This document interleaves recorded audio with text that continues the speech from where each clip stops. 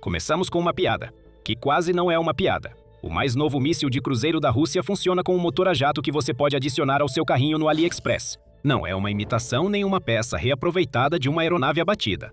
Na verdade, é um produto real, anunciado e disponível para compra imediata, originalmente feito para aeromodelos a jato. Os engenheiros russos pegaram isso e prenderam em uma ogiva, e, em uma única noite, uma equipe de defesa aérea ucraniana derrubou um desses com um canhão antiaéreo mais velho do que a maioria dos avós deles. Esta é a história do S-8000 Bandarol.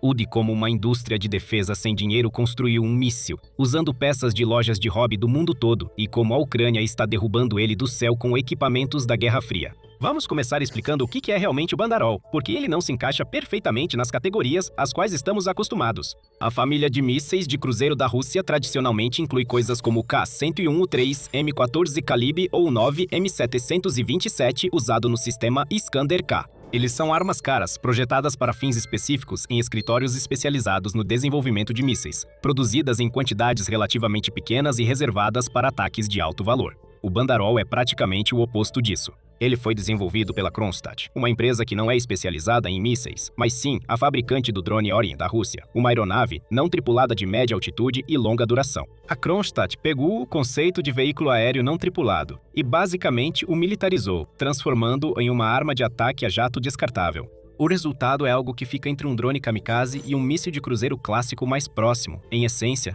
dos próprios drones foguete da Ucrânia do que de qualquer coisa da antiga linhagem de mísseis de cruzeiro da Rússia. Quanto às especificações, o drone é pequeno, mas tem um grande poder de impacto. O Bandarol voa a cerca de 600 km por hora, com uma velocidade máxima citada em torno de 650 km por hora. Isso é rápido o suficiente para superar os tipos de sistemas de armas que a Ucrânia tradicionalmente usava contra drones do tipo Shahed, que são mais lentos. Seu alcance também é considerado respeitável, chegando até 500 km, o que é suficiente para atingir áreas bem atrás da linha de frente a partir de um ponto de lançamento dentro de território ocupado ou do espaço aéreo russo. A ogiva usada nessa arma é de fragmentação altamente explosiva, com a inteligência de defesa da Ucrânia, ou AGUAR, citando um peso em torno de 114 quilos, embora alguns relatos indiquem que pode chegar a 150 quilos.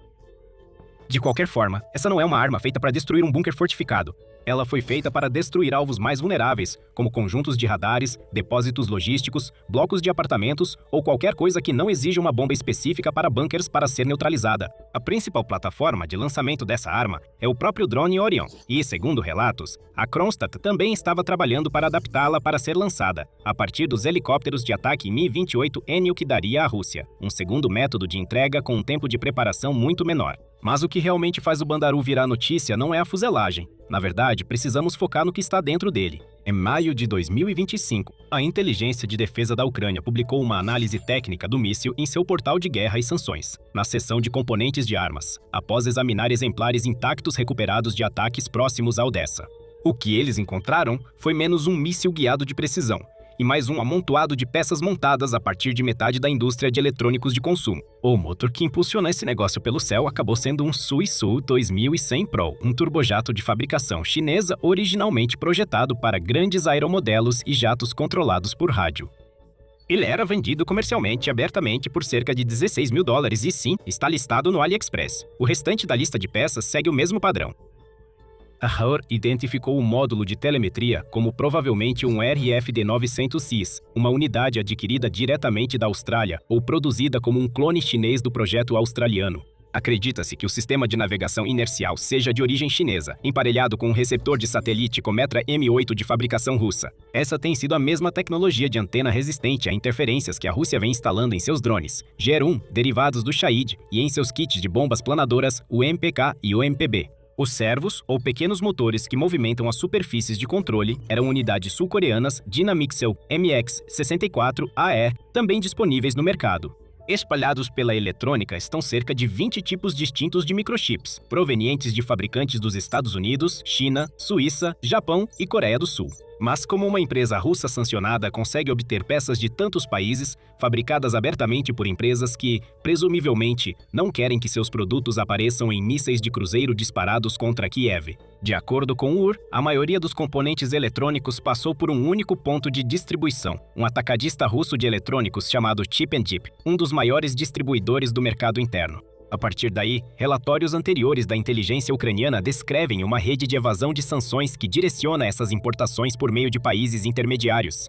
Esses países incluem Armênia, Cazaquistão, China, Turquia e Emirados Árabes Unidos, todos usando empresas de fachada para ocultar o rastro documental antes que as peças cheguem a uma linha de produção russa. Esse relatório se baseia em uma análise de fontes abertas, em vez de uma constatação confirmada pelo governo, mas o padrão corresponde a um problema mais amplo com o qual a aplicação das sanções ocidentais tem lutado há anos, que é o fato de que eletrônicos de uso duplo são difíceis de controlar uma vez que se tornam produtos de consumo vendidos em larga escala. Também há um aspecto financeiro nessa história. Kronstadt, a empresa que está construindo o Bandaru, não tem sido exatamente um exemplo de estabilidade corporativa. Em um relatório de agosto de 2025, a empresa estava enfrentando uma possível falência, com cerca de 40 processos totalizando aproximadamente 7,7 milhões de dólares movidos contra ela em 3 meses, e sem um caminho claro para a reestruturação no momento daquela reportagem. Isso complica a narrativa de uma máquina de guerra eficiente e de baixo custo, já que até mesmo a solução econômica da Rússia para a capacidade de ataque de precisão parece estar em uma situação financeira instável. Então, quando esse equipamento realmente apareceu no campo de batalha e quanto a Rússia está realmente utilizando ele? O Bandarul foi no campo de testes Kapustin-Yar, na Rússia, no final de 2024, antes de sua integração aos pacotes combinados de ataques com mísseis e drones da Rússia. Desde então, ele se tornou uma presença recorrente em alguns dos maiores bombardeios da guerra. As forças russas teriam usado munições Bandarul no ataque de maio de 2026, que também incluiu o míssil Oreshnik. Desde então, a arma tem sido usada em ataques em larga escala, com relatos diretos indicando que pessoas próximas ouviram os motores desses drones sobrevoando, ou seja, isso já nem é mais uma arma experimental rara. Ela está sendo incorporada à doutrina de ataques em massa da Rússia, junto com os Shahed, Kalib e mísseis balísticos. E esse papel nos ataques em massa é exatamente o motivo pelo qual o Bandaru é perigoso de uma forma diferente de um míssil de cruzeiro convencional. Uma avaliação de abril de 2025, baseada na opinião de um analista especialista em fontes abertas, indicou que a propulsão a jato do Bandaru lhe confere uma velocidade diferente da de um drone tradicional. Isso significa que metralhadoras terrestres padrão, do tipo que as equipes móveis ucranianas usaram para derrubar drones Shahed mais lentos, simplesmente não conseguem rastrear e engajar o drone de forma eficaz. Para combatê-lo, são necessários sistemas projetados especificamente para rastrear alvos rápidos e manobráveis, geralmente plataformas guiadas por radar, como o canhão antiaéreo autopropulsado Gepard fornecido pela Alemanha. Esse é o principal problema tático do Bandaru.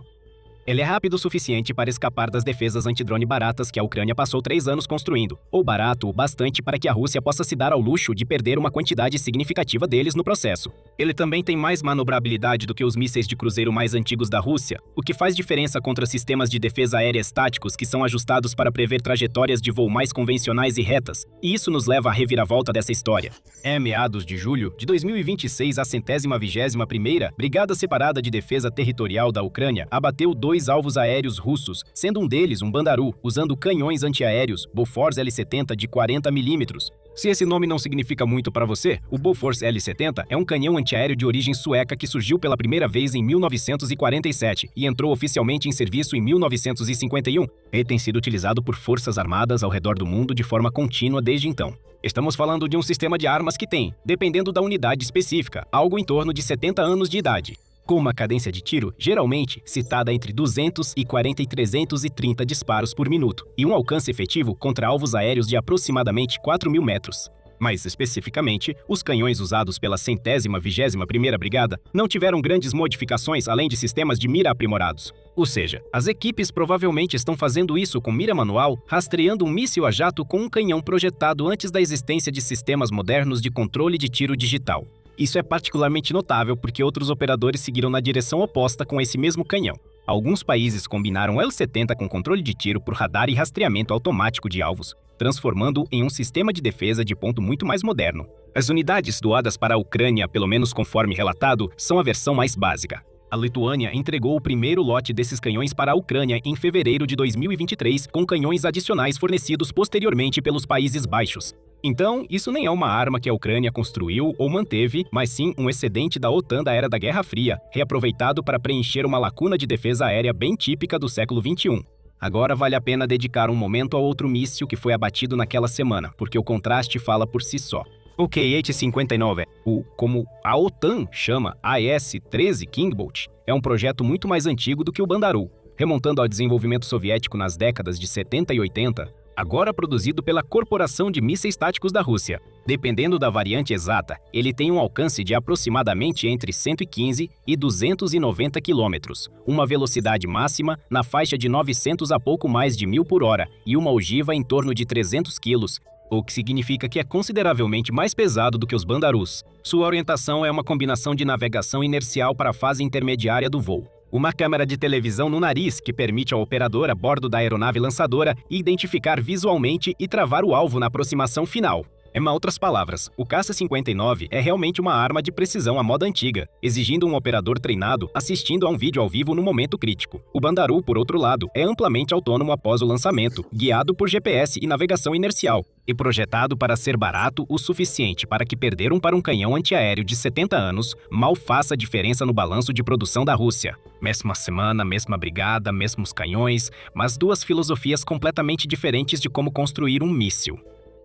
Também vale ressaltar que a história do Bofors não é o único sucesso da defesa aérea da Ucrânia contra esse tipo de ameaça de saturação.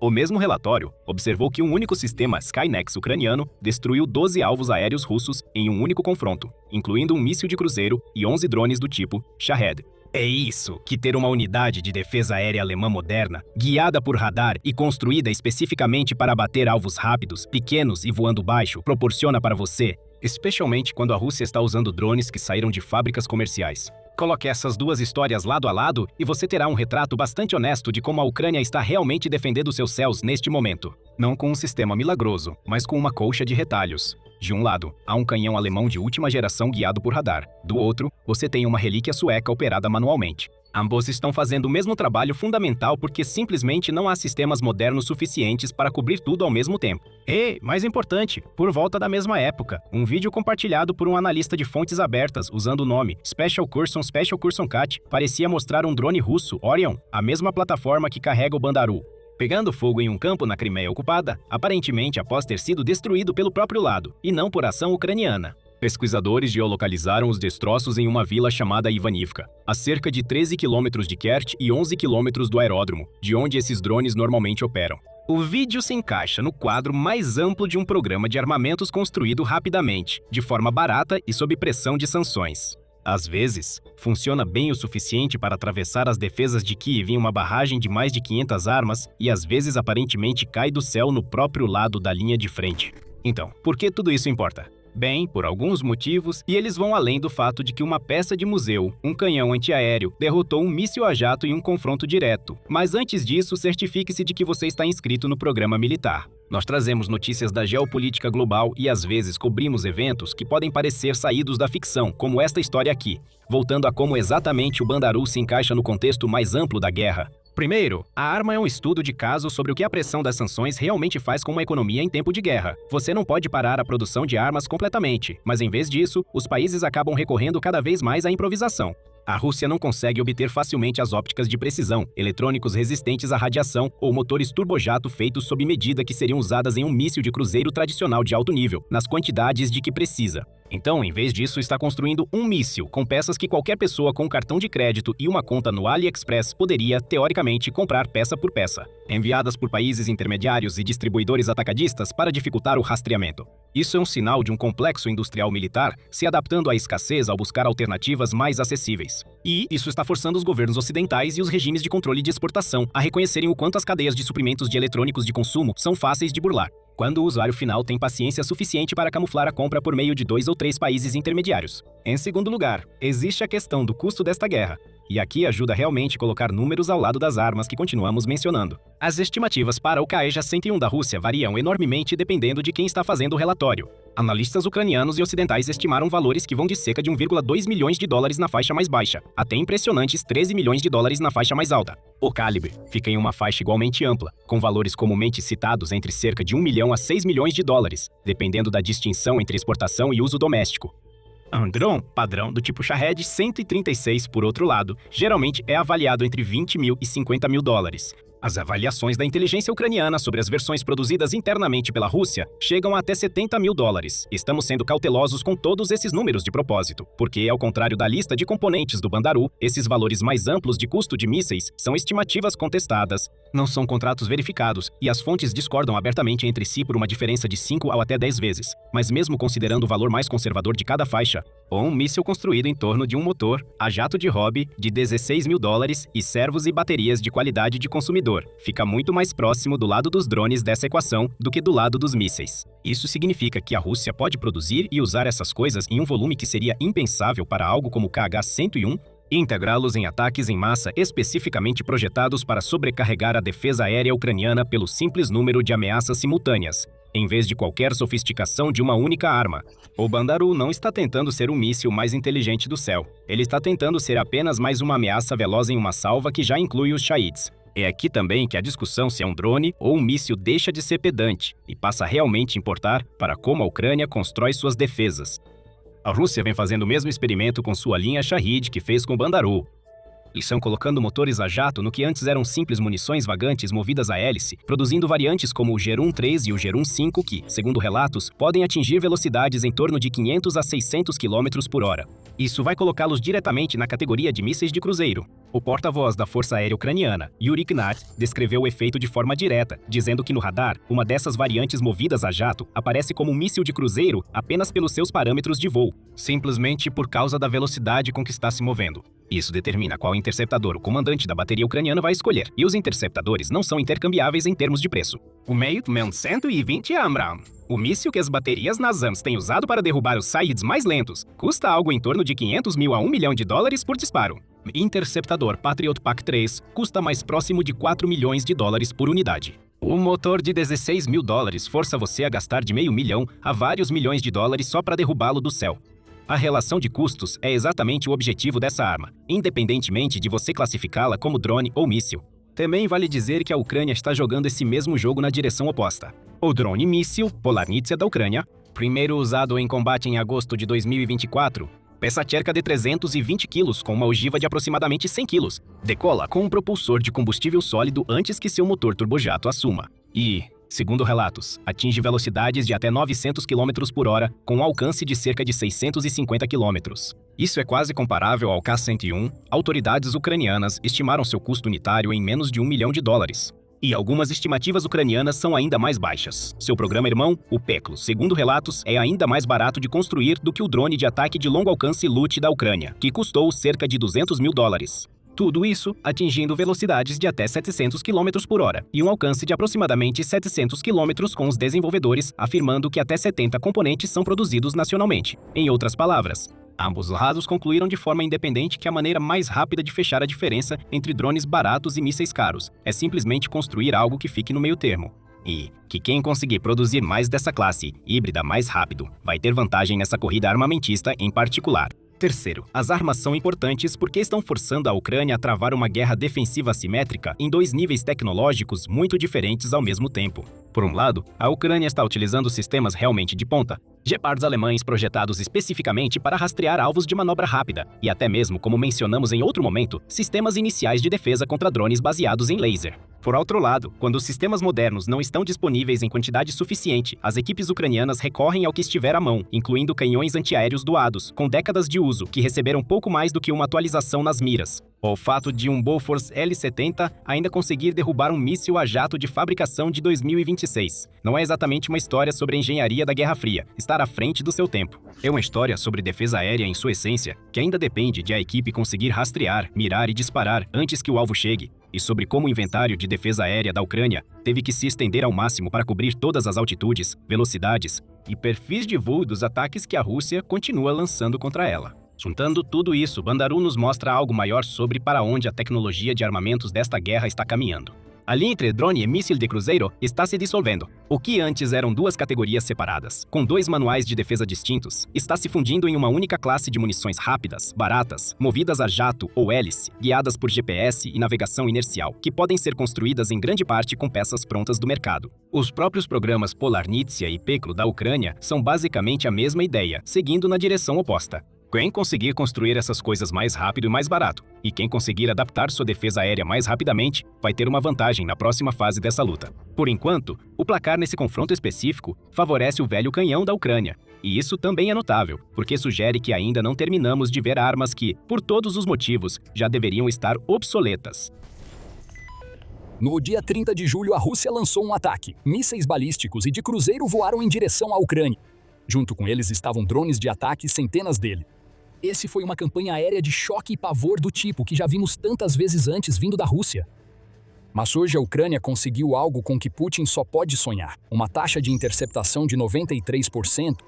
Um número recorde de armas russas foi abatido em uma única noite, enquanto drone após drone se chocava contra uma parede quase impenetrável das defesas aéreas ucranianas. O presidente da Ucrânia, Volodymyr Zelensky, revelou tudo após o ataque da Rússia.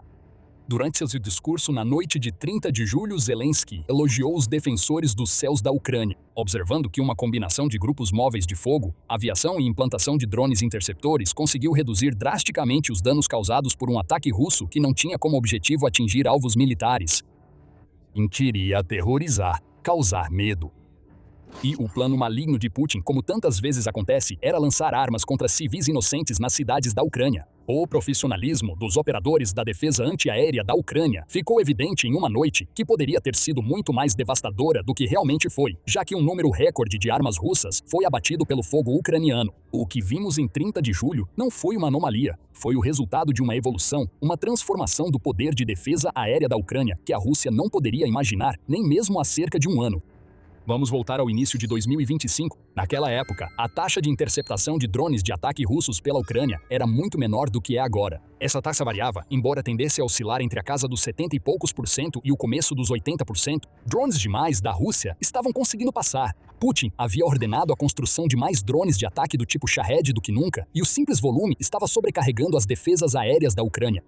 Avançando para o verão de 2026, a história é bem diferente. Hoje, os drones da Rússia ainda são perigosos, mas não são tão letais quanto antes. Isso não é porque a Rússia está fabricando menos drones ou porque eles pioraram. Bem, na maioria dos casos, como você vai descobrir mais adiante, é porque a Ucrânia ficou melhor na interceptação. O dia 30 de julho, com sua taxa de interceptação de 93%, foi um destaque do mês. Mas julho, como um todo, mostrou a virada. Reviravolta. O Ministério da Defesa da Ucrânia relata que as defesas aéreas do país conseguiram abater mais de 90% dos drones de ataque Shahed, Italmaz, Kipera e outros que a Rússia lançou no território ucraniano. Quando combinada com a destruição de mísseis, a Ucrânia neutralizou cerca de 5.300 das aproximadamente 6.000 ameaças aéreas que a Rússia lançou contra ela durante o mês. Não é uma taxa de interceptação perfeita e há um problema com mísseis balísticos que precisa ser resolvido. Mas quando se trata de drones russos, as defesas aéreas da Ucrânia estão mais eficazes agora do que em qualquer outro momento desde que Putin iniciou sua invasão.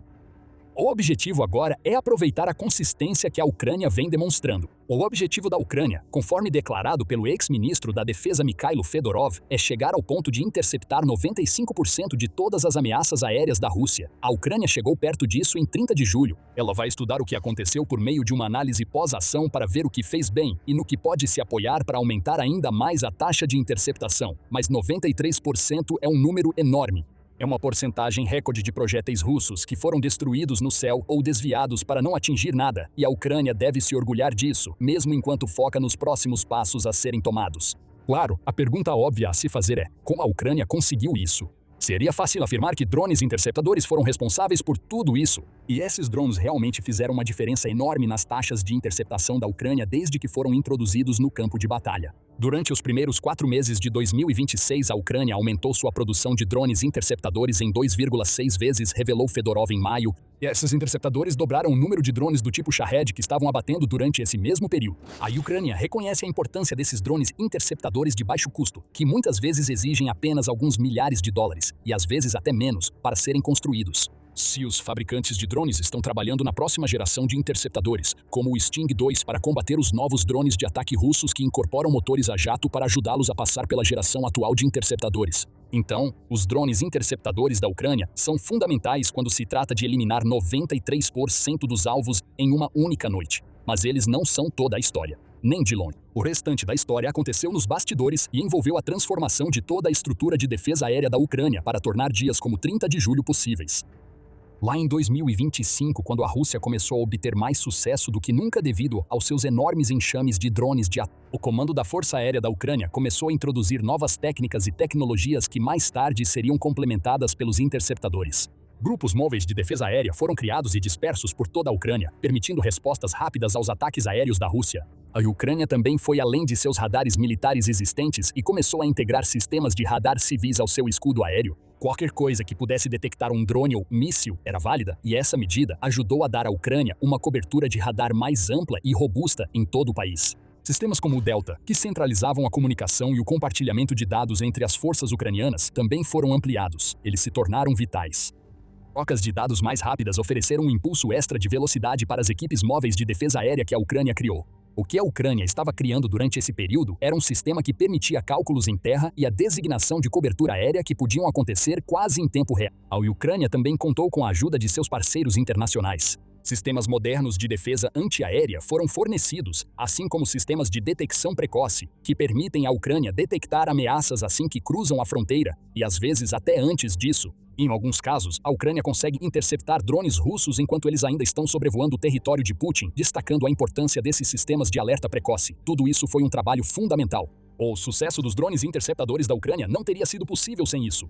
Os grupos móveis de fogo da Ucrânia, em particular, foram fundamentais para o sucesso em 30 de julho. A maioria desses grupos é composta por combatentes das Forças de Defesa Territorial da Ucrânia, junto com voluntários dispostos a servir na retaguarda ucraniana para proteger seu próprio povo. Cada um desses grupos está equipado com uma variedade de armas de defesa aérea, incluindo drones interceptadores, sistemas portáteis de mísseis antiaéreos e metralhadoras antiaéreas. Eles também operam veículos todo-terreno, que são vitais para permitir que cheguem rapidamente à posição quando chega a informação de que mais um enxame de drones Shahed da Rússia está se aproximando. De acordo com a News Sky, esses grupos móveis de fogo registraram 60% das interceptações de drones russos em julho de 2026, mostrando sua utilidade e letalidade, e eles devem ser letais. Cada membro de um desses grupos passa por um período de treinamento extenso, que dura várias semanas e abrange tudo, desde operar em condições noturnas até os protocolos para deslocamento rápido. Esse treinamento é bom o suficiente para transformar civis em defensores. E tem mais.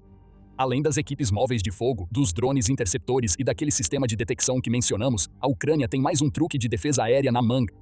Caças, tanto da era soviética quanto ocidentais, foram os primeiros que se saíram bem em 30 de julho. Os pilotos ucranianos de Su-27 e MiG-29 não focaram nos drones de ataque. A tarefa deles era abater o maior número possível de mísseis de cruzeiro russos, e foi exatamente isso que fizeram. Mais de 30 mísseis de cruzeiro russos foram abatidos pelos pilotos ucranianos. Assim como as equipes móveis de combate, esses pilotos recebem informações em tempo real graças às estações de radar em terra, permitindo que eles voem em direção à zona de ataque mesmo antes que essa zona se torne um problema. Os caças ucranianos agora estão equipados com kits de guerra eletrônica, mísseis Arar e iscas infravermelhas. Juntos, eles se tornaram meios defensivos perigosos, como provaram durante a noite recorde da Ucrânia.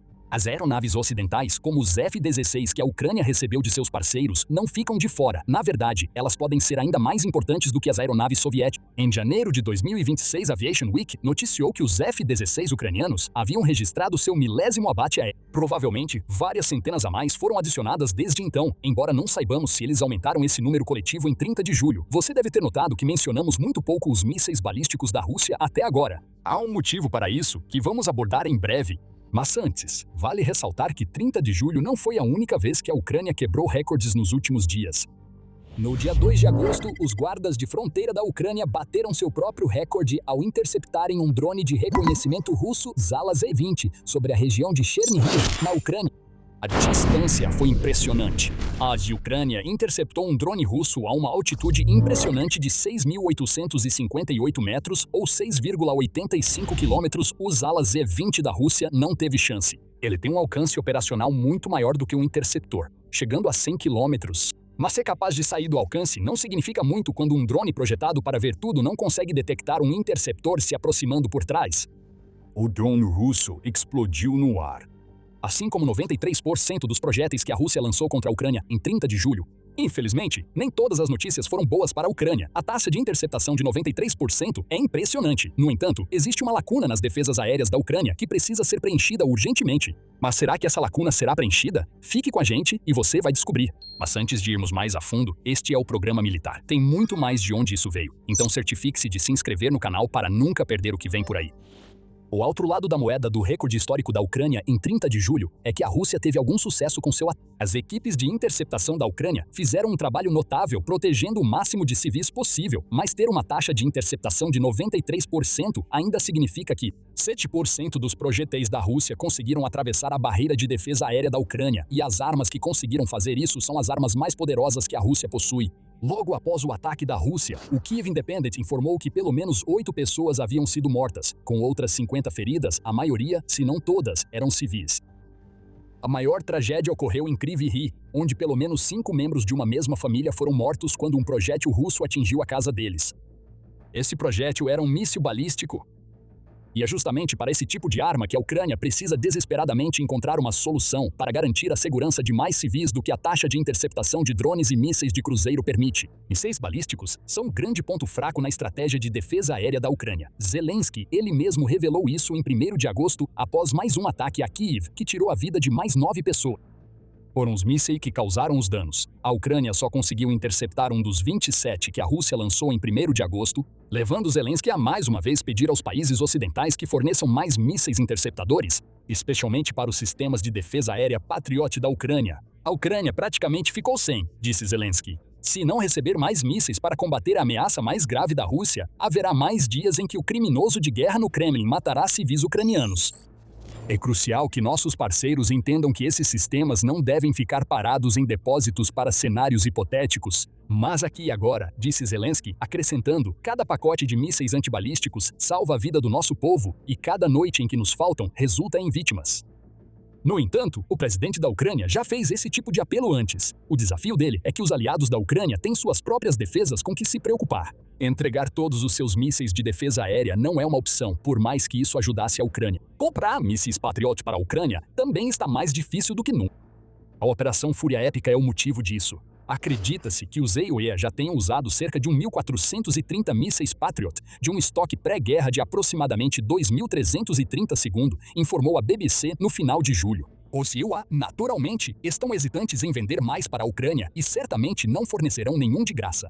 Isso deixa as mãos atadas para os aliados da Ucrânia, que poderiam ter ajudado a responder aos apelos de Zelensky com compras feitas pelo sistema Pearl. Então a Ucrânia tem um problema com mísseis balísticos. Quais são as opções? A fabricação de mísseis interceptores, incluindo aqueles que já estão sendo usados, surgiu como uma solução potencial. Em meados de julho, a França anunciou que estava concedendo licenças para que a Ucrânia pudesse fabricar vários tipos de armas francesas, incluindo mísseis Scalp e bombas guiadas ASM Hammer. Também estavam na lista os mísseis de defesa aérea Aster, que são usados no sistema SAMP-T que a Ucrânia possui. Ainda melhor para a Ucrânia, o presidente dos Estados Unidos, Donald Trump, disse uma semana antes do anúncio da França que a Ucrânia teria permissão para fabricar mísseis Patriot por meio de um acordo de licenciamento. Isso é enorme para a Ucrânia, e o país já estava bem encaminhado para estabelecer as parcerias necessárias para iniciar a fabricação o mais rápido possível, mesmo antes da declaração de Trump passar de um talvez para um com certeza.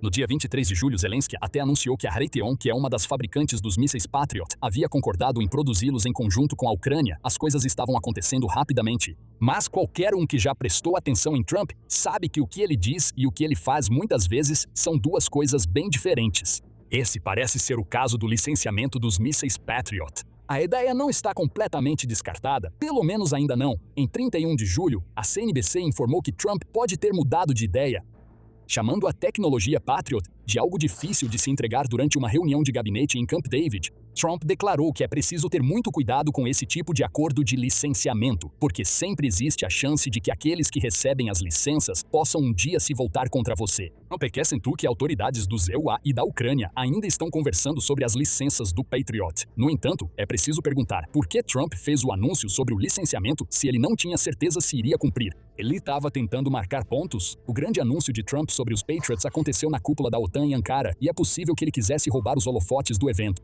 Trump não fez sua lição de casa. O presidente dos Estados Unidos disse que não havia conversado com a Raytheon ou a Lockheed Martin sobre o acordo, mas ambas pareciam estar de acordo. A única coisa que sabemos com certeza é que a aparente certeza das palavras. Vamos dar uma licença para vocês fabricarem Patriots. Assim vocês não podem reclamar que não estamos dando o suficiente. Parece ter sido substituída por cautela por parte do governo Trump. A Ucrânia vai ficar frustrada, mas, na realidade, esses acordos de licenciamento não resolvem os desafios imediatos da Ucrânia em relação a mísseis balísticos. Levaria no mínimo meses e mais provavelmente anos para que as linhas de produção tanto dos mísseis Patriot quanto dos mísseis Aster fossem estabelecidas. A Ucrânia também está tentando resolver o problema por conta própria. Ela está trabalhando em um sistema de defesa contra mísseis balísticos chamado Freya, junto com alguns de seus aliados europeus. Mas, novamente, o tempo é o problema. A UKR informa que a Ucrânia não espera ter um protótipo desse novo sistema pronto até meados de 2027, o que dá à Rússia cerca de um ano para causar danos com mísseis balísticos. A única solução que ajuda a Ucrânia no aqui e agora é adquirir mais mísseis interceptores antibalísticos para os sistemas de defesa aérea que já possui. Esse é o único problema real da Ucrânia. Todo o trabalho fundamental que serve tão bem à sua estratégia de interceptação de drones também beneficia seus sistemas de interceptação de mísseis. Tudo se resume aos estoques. A Ucrânia não tem os mísseis interceptores necessários para impedir os ataques russos. O Instituto Chatham House sugere outras soluções. A ampliação do projeto Sky Shield ajudaria. Isso traria 120 aeronaves de combate europeias para o combate, cuja única responsabilidade seria abater mísseis sobre o oeste da Ucrânia. Isso cobriria cerca de 30% do território da Ucrânia, mas traz a complicação de Putin alegar escalada caso isso aconteça. Fornecer mais armas ofensivas como os mísseis Taurus da Alemanha também poderia ser uma opção. E a ideia aqui é dissuadir a Rússia, revidando com a mesma intensidade sempre que ela lançar ataques com mísseis. Mas, novamente, os estoques são um problema, assim como a vontade política. Qualquer que seja a solução encontrada, ela precisa vir logo. O futuro da Ucrânia pode depender disso. Ainda assim, apesar de tudo isso, o dia 30 de julho pode ser considerado um grande sucesso para a Ucrânia. A estratégia de mísseis balísticos da Rússia ainda está em vigor. No entanto, sua estratégia de drones de ataque de longo alcance está desmoronando. As defesas aéreas da Ucrânia são simplesmente boas demais para eles. E com as melhorias nos drones interceptadores que mencionamos, nem mesmo a Rússia trocando para uma tecnologia mais cara baseada em jatos nos seus drones Shahed vai ajudar. Os números dizem tudo. Não só 93% dos projéteis foram interceptados em 30 de julho, mas mais de 445 mil alvos aéreos russos foram abatidos desde o início da invasão. A Rússia também está começando a sentir a pressão. Ela está tendo que construir mais drones, Shahed mais rápido do que nunca apenas para acompanhar a Ucrânia. Vimos o impacto dessa pressão em abril, quando surgiram imagens de drones Shahed que pareciam literalmente se desmanchar antes de serem abatidos pelos interceptadores. Os painéis estavam rasgados, as superfícies das pontas das asas estavam dobradas e amassadas. E num caso, um drone estava completamente sem a carenagem do nariz. A capacidade da Ucrânia de interceptar está pressionando a fabricação russa. Esse é exatamente o objetivo: forçar a Rússia a gastar seus drones de ataque com resultados mínimos, e Putin vai ordenar que mais sejam construídos ainda mais rápido. Em breve, a Ucrânia talvez nem precise mais interceptar. Os Shaheds vão começar a cair do céu por conta própria.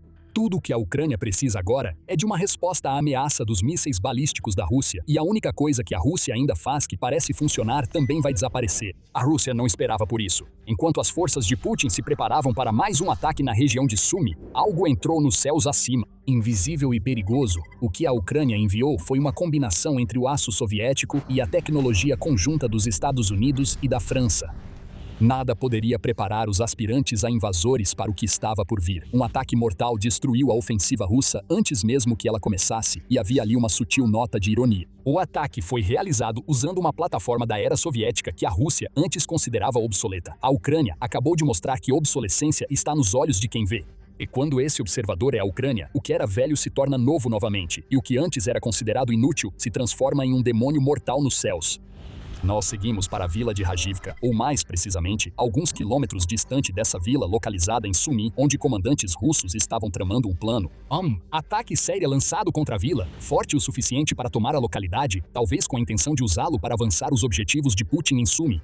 Esta região ucraniana significa muito para a Rússia. Localizada na fronteira entre a Ucrânia e a Rússia, Sumy há muito tempo é desejada por Putin como um lugar onde ele poderia criar uma zona de amortecimento.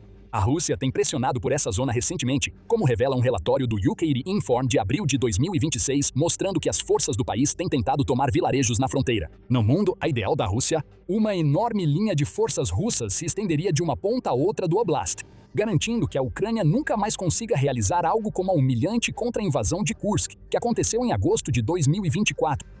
E com essa zona de proteção estabelecida, a Rússia poderia então dedicar os soldados que está sacrificando no moedor de carne de Sumy para o leste, onde a Rússia está avançando para tomar Donetsk e finalmente a região de Donbas. Mas os planos mais bem elaborados dos russos muitas vezes dão errado, e enquanto as forças russas se preparavam para o ataque a Rajivka, a Ucrânia estava de olho em tudo. A Ucrânia estava observando enquanto a Rússia se movia. Tropas de assalto, apoiadas por drones de ataque e drones de reconhecimento, estavam logo atrás da fronteira em Tiokino, que faz parte da região de Kursk. A Ucrânia viu tudo acontecer em tempo real, talvez com a ajuda de imagens de satélite, que agora chegam às forças ucranianas quase tão rápido quanto são geradas, reduzindo a cadeia de ataque do país em 90%. Quando as forças russas começaram a se mover, a Ucrânia preparou sua própria resposta. O canal Sunflower no Telegram, que relatou sobre o ataque que estava por vir, explica como o inimigo, com o apoio de Vants, tentou avançar de Tiokino em direção a Rajivka. Os combatentes da TEO detectaram a tempo e guiaram a aeronave até o local de concentração dos grupos de assalto e lançadores de Vants, diz o canal. A Ucrânia esperou os invasores russos se agruparem e iniciarem sua manobra. Então, a Ucrânia atacou, mas não realizou seu ataque com os drones de médio alcance que vêm destruindo a logística russa e as concentrações de tropas em outras partes da Ucrânia. Desta vez, foi uma aeronave que há muito tempo é considerada obsoleta que causou os danos. O MiG-29 decolou. Só isso talvez não fosse um problema, mas essa aeronave da era soviética em particular não tinha intenção de ficar ao alcance dos aspirantes a invasores. Ele permaneceu a uma distância segura e de lá lançou uma devastadora combinação de poder de fogo dos EUA e da França para destruir os soldados russos. O MiG-29 da Ucrânia disparou bombas de pequeno diâmetro GBU-39 fabricadas nos EUA e bombas ASM Hammer fabricadas na França. A Rússia tentou interceptar as bombas aéreas. Militani relata que os invasores dispararam 4 mísseis de defesa aérea contra apenas uma das armas ocidentais. Todos esses mísseis erraram o alvo. A Rússia gostaria de não ter feito isso, e as imagens do contra-ataque mostram o motivo. Compartilhado por Sunflower, o vídeo de 32 segundos mostra a força terrível que as armas ocidentais da Ucrânia desencadearam sobre os russos que tentavam avançar. Vemos várias explosões enormes lançando nuvens de fumaça para o céu, enquanto os russos que achavam que estavam seguros foram neutralizados. Eles não viram nada disso chegando até que as bombas da Ucrânia estavam quase em cima deles. E quanto ao ataque planejado contra Rajivka, simplesmente não aconteceu. Não pôde acontecer. As forças russas estavam ocupadas demais lidando com as consequências do ataque brilhante da Ucrânia na retaguarda. A vila sobreviveu para lutar mais um dia e a zona tampão que Putin tanto deseja em Sumy vai ter que esperar, isso se algum dia for criado. De acordo com a mídia United 24, o alvo da combinação de aço soviético e poder de fogo ocidental da Ucrânia foi o 1427 Degree Regimento de Fuzileiros Motorizados, que é conhecido por operar ao longo da fronteira norte, nos arredores de Sumy. Esse regimento tem uma história mista. Em março de 2025, ele esteve envolvido em um triunfo russo, já que soldados do regimento conseguiram entrar no assentamento de Veselivka para hastear a bandeira russa. Putin teria adorado isso. Hastear uma bandeira é tão bom quanto uma vitória real para o líder da Rússia, já que as imagens e vídeos podem ser usados para alimentar a campanha de propaganda russa. Desta vez parece que a ocupação foi de fato real. Mas o que também é muito real é a incompetência demonstrada por esse regimento desde então. Talvez por ter perdido muitos operadores experientes, o 1427º teve um momento humilhante poucos dias antes de tentar invadir Rajivka. Após receber ordens para intensificar os ataques à infraestrutura civil da Ucrânia, soldados do 1427º Regimento pegaram um drone de ataque Molnia 2 e miraram e atingiram um veículo civil em Glushkovo, a Kursk. O regimento 1427 da Rússia conseguiu se autossabotar antes de tentar atacar Rajivka. O ataque da Ucrânia é a segunda humilhação para o grupo em menos de uma semana. Sal na ferida. O MiG-29 da Ucrânia acabou de jogar ainda mais sal na ferida ao eliminar todos os soldados russos. O regimento perdeu uma posição estratégica fundamental, o que não poderia ter acontecido em pior momento para a Rússia. A linha de frente em Rajivka está praticamente inalterada desde março, segundo relatos da mídia United 24. A Rússia pretendia finalmente avançar, mas num piscar de olhos. Todas essas tentativas foram frustradas, já que o poder de fogo ocidental, mais uma vez, provou que pode arruinar a Rússia na retaguarda. Vamos falar sobre esse poder de fogo por um momento. O que a Ucrânia lançou contra a Rússia foi uma combinação da GBU-39 e do ASM Hammer. Ambos têm um longo histórico de uso na Ucrânia, e por um bom motivo. São armas devastadoras. A GBU-39 é uma munição guiada que basicamente permite a entrega de bombas de 113 kg em alvos a até 74 km de distância. Elas são um pouco parecidas com as bombas planadoras da Rússia, só que muito mais avançada. A Força Aérea dos EUA diz que um único sistema GBU-39 usa um suporte inteligente que pode transportar até 4 bombas, que podem ser lançadas tanto dos compartimentos internos quanto dos pontos de fixação externos. As bombas usam sinais de GPS para navegar até seus alvos e podem ser lançadas em qualquer condição climática, de dia ou de noite. As coordenadas do alvo são carregadas na GBU-39 antes do lançamento, seja em solo ou no ar. A última opção permite que os pilotos e suas equipes reajam a novos alvos que apareçam durante as missões, custando $40 mil por unidade. Essas bombas são baratas e poderosas. E, curiosamente, a Ucrânia conseguiu lançá-las a partir de caças MiG-29. O ASM Hammer é uma arma semelhante. Também é uma munição de ataque à distância. O Hammer pode ser disparado em todas as condições climáticas. Ele também é modular, o que dá uma pista sobre o que o ASM Hammer realmente é. Essa arma não é uma bomba, é um kit que pode ser configurado e acoplado a vários tipos de bombas não guiadas, transformando-as em munições guiadas de precisão. A França fez versões desse kit de bombas que podem ser acopladas a bombas de 125, 250, 500 e 1000 quilos. A Ucrânia provavelmente possui kits para bombas de 250 quilos e talvez para bombas de 1000 quilos, já que essas são as mais populares. Também há uma ligação clara em relação aos estoques. A França se comprometeu a entregar de 50 a 60 desses kits de bombas para a Ucrânia todo mês e recentemente concedeu à Ucrânia uma licença para produzir os kits por conta própria. As bombas ASM-Hammer têm um alcance de pouco mais de 70 km, em grande parte devido a uma combinação de aletas e um motor foguete sólido incorporado aos kits. Elas usam uma combinação de GPS e um sistema de navegação inercial, o que lhes dá um erro circular provável de cerca de 10 metros, segundo o portal Army Recognition. Essas bombas atingem com força, atingem rapidamente e são usadas por vários países, incluindo França, Índia, Egito, Croácia, Catar, Marrocos e, claro, Ucrânia. Além disso, assim como a GBU-39, as bombas ASM-Hammer são feitas para uso em aeronaves ocidentais, incluindo os caças F-16 Rafale, Mirage 2000D e Mirage F-1. Mas, novamente, a Ucrânia os lançou de um MiG-29. A resposta está no que o MiG-29 foi transformado pela Ucrânia desde o início da invasão de Putin. Esse caça da era soviética era considerado obsoleto pela Rússia. Não é, a Ucrânia prova isso. Mas antes de explicarmos mais, este é um lembrete de que você está assistindo ao programa militar. Este é o tipo de análise que você quer ver. Certifique-se de estar inscrito no canal e com as notificações ativadas. Vamos voltar ao início da invasão da Rússia. Cerca de um mês após o começo da invasão, em 27 de março de 2022, a Global Defense Corps fez uma pergunta que estava na mente de muitos naquela época. Por que a Rússia não havia usado seus MiG-29 como parte da força invasora inicial? Certamente não se tratava de um caso da Rússia tentar guardar seus ativos aéreos mais avançados para depois. A Rússia usou Su-34 e Su-35 durante as fases iniciais da invasão, junto com aeronaves mais antigas, como o Su-24 e o Su-25. Mas o Mi-29 estava completamente ausente. Havia uma certa lógica nessa decisão na época. A Ucrânia mantinha uma frota relativamente grande de MiG-29 com 56 desses caças remanescentes do período em que fazia parte da União Soviética. A Rússia achou que enviar aeronaves iguais para o confronto não era uma boa ideia. E além disso, os outros caças que a Rússia enviou eram supostamente melhores. O MiG-29 era considerado ultrapassado, até mesmo pelos padrões russos, o que é louco de se pensar, dado a quantidade de equipamentos da era soviética que o país já utilizou contra a Ucrânia. Esse desrespeito com seu caça mais antigo também foi visto em uma investigação de fevereiro de 2009, que descobriu que cerca de 200 dos 291 MiG-29 que a Rússia possuía não estavam aptos para voar devido ao estado de deterioração. Eles simplesmente existiam para inflar os números da Força Aérea Russa, apesar de não terem viabilidade em combate. Isso nos diz tudo o que precisamos saber sobre o que a Rússia pensa do seu próprio caça. O MiG-29 não é bom o suficiente para a Ucrânia, quebrado, obsoleto, inadequado para a função e certamente não chega nem perto do poder aéreo que a Rússia possui em outros lugares. Mas, como tem acontecido tantas vezes nesta guerra, a Ucrânia provou que a Rússia estava errada e demonstrou que uma nação capaz de verdadeira inovação, junto com o apoio de seus aliados, pode transformar o que a Rússia acredita ser uma plataforma aérea ultrapassada em um ativo fundamental. A Ucrânia entendeu a importância de seus MiG-29 desde o início da invasão. Pode-se argumentar que a Ucrânia não tinha realmente escolha antes da chegada das aeronaves ocidentais ao país, o que só aconteceu alguns anos depois que Putin lançou sua invasão. Mas esse argumento não se sustenta quando comparado a um relatório da revista Military Watch de setembro de 2025, que revelou que a Ucrânia adquiriu caças MiG-29 do Azerbaijão, já que o país do Cáucaso havia retirado essas aeronaves de serviço.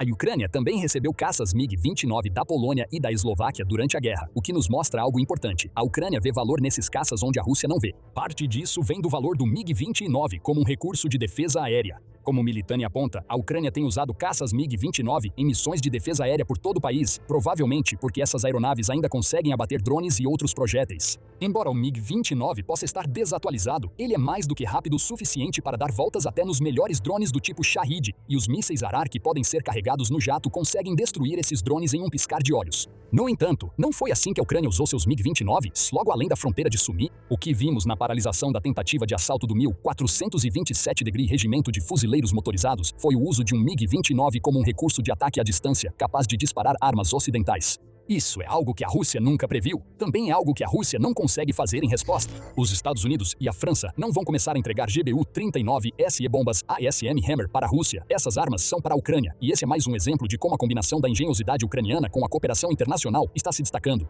E Ucrânia e seus parceiros ocidentais trabalharam duro para transformar o MiG-29 e outras aeronaves da era soviética em jatos que a Ucrânia pode usar para causar danos à Rússia. O fato dos MiG-29 serem capazes de lançar armas ocidentais não é novidade. Em maio de 2024, o Army Recognition já relatava que a Ucrânia havia modificado caças MiG-29 para que pudessem lançar munições ocidentais. Eles, junto com os estoques ucranianos de Su-24 e Su-27, foram adaptados para que pudessem lançar certas munições fornecidas pelos EUA, França e Reino Unido, segundo informou o veículo na época. As bombas ASM Hammer foram mencionadas nominalmente, assim como as JDAMs fabricadas nos EUA e as bombas inteligentes britânicas Paveway Kaider. Outros claramente seguiram o mesmo caminho em uma operação que teria exigido a reconfiguração da eletrônica de cada aeronave soviética para tornar os caças compatíveis com suas novas armas ocidentais. A Ucrânia continua essa modernização dos MiG-29, que a Rússia acreditava serem obsoletos. Em janeiro de 2026, a Defense Express revelou que os MiG-29 ucranianos também foram adaptados para poderem lançar mísseis americanos ERAN,